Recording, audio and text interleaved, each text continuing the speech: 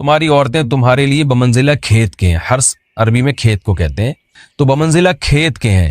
جیسے بیج ڈالا جاتا ہے کھیت میں اور اس سے پیداوار بڑھتی ہے، تو عورت کی جو ایک حیثیت ہے، نیچر نے جو اس کی ایک حیثیت متعین کی ہے، وہ بھی ایک نسل بڑھانے کا ذریعہ ہے، جس میں مرد کا جو اسپم ہے وہ بطور بیج کے ہے اور جو اولاد ہے وہ ایک پیداوار کی طرح ہے.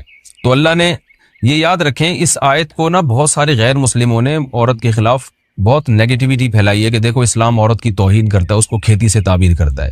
تو کچھ لفظ کسی اور زبان میں جب وہ جاتے ہیں نا تو وہ توہین کا معنی دیتے ہیں. عربی میں جو حرث کا معنی ہے یہ تعظیم کے لیے ہے، توہین کے لیے نہیں ہے. اردو میں جو کھیتی کا معنی ہے وہ توہین کے لیے استعمال ہوتا ہے. کھیتی یعنی جو پاؤں میں روندی ڈالنے والی، اور زمین جو ہے نا پاؤں میں گویا روندی، اس کو روندا جا رہا ہے. تو اس لیے اس کا اردو میں بالکل اسی طرح جو لوگ ترجمہ کر دیتے ہیں کہ عورتیں تمہاری کھیتیاں ہیں، تو یہ ترجمہ میرا خیال ہے اس لیے درست نہیں ہے کہ اردو میں اس کا مفہوم ہی چینج ہو جاتا ہے. یعنی گویا ایک عزت کے لیے جو لفظ اللہ نے استعمال کیا وہ ذلت کا ذریعہ بن جاتا ہے.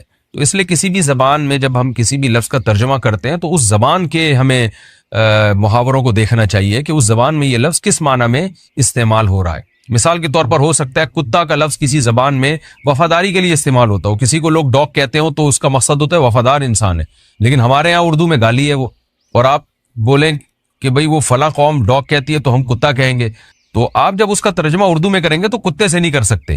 تو اسی طرح یہ عربی کا جو لفظ ہے اس میں بھی یہ چیز یعنی ملحوظ رہنی چاہیے. تو اس لیے اس کا ترجمہ کیا جائے گا تمہاری عورتیں تمہارے لیے پیداوار بڑھانے کا ذریعہ ہیں، نسل بڑھانے کا ذریعہ ہیں.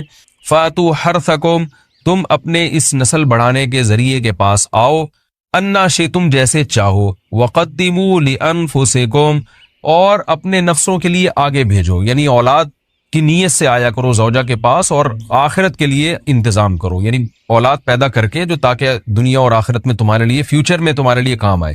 دنیا بھی داخل ہے، آخرت بھی داخل ہے. تو یہ آیت کا بھی ایک شان نزول ہے کہ صحابہ کرام تو چونکہ جو خواتین تھیں مکہ میں صدیوں سے وہ لوگ آباد تھے، ان کے سفر خاص طور پہ عورتوں کے سفر بہت ہی کم ہوا کرتے تھے. تو جب ہجرت ہوئی ہے اور جو ہے نا ہجرت کر کے بہت ساری صحابیات مدینہ آئی ہیں، تو مدینہ میں ان کے نکاح دوسری قوموں میں ہوئے، پھر انصار صحابہ سے بھی ہوئے.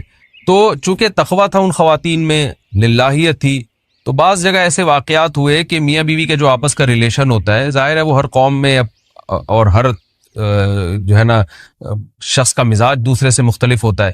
تو بعض مردوں نے اس طرح سے اپنی زوجات کے ساتھ ہم بستری کی کہ ان خواتین کو پھر اشکال ہوا کہ پتہ نہیں اس طرح سے ہم بستری کرنا جائز بھی ہے یا نہیں ہے.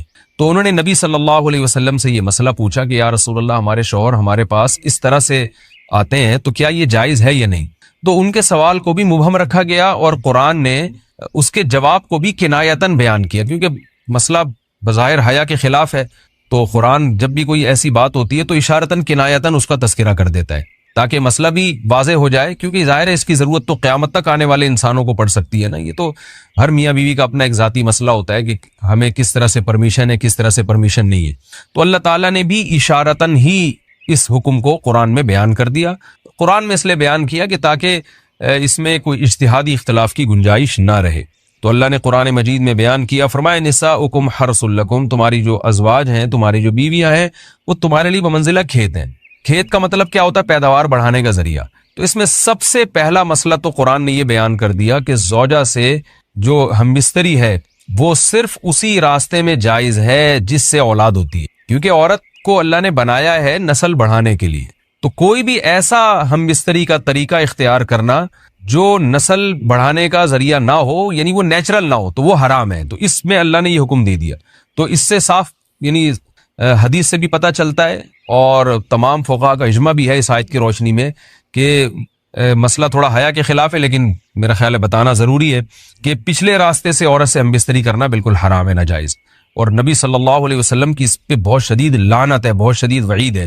تو یہ بالکل اللیگل ہے اسلام میں کہ عورت کے پچھلے راستے سے اس سے ہم بستری کی جائے. جو لوگ لڑکوں سے بدفعلی کے عادی ہوتے ہیں ان کو یہ ایک چسکا لگ جاتا ہے، تو یہ حرام ہے، ناجائز ہے، کیونکہ اللہ نے بتا دیا کہ یہ تمہارے لیے بمنزلہ کھیت کے ہیں. تو اس میں قرآن نے وہ جو سوال تھا نا اس کی طرف اشارتاً جواب دے دیا.